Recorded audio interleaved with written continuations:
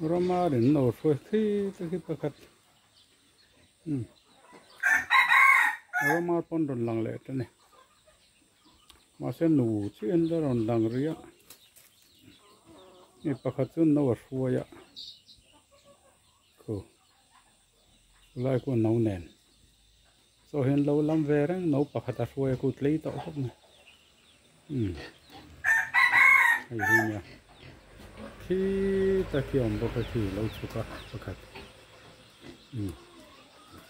lại thằng ta bể hết chú cả ara nhỉ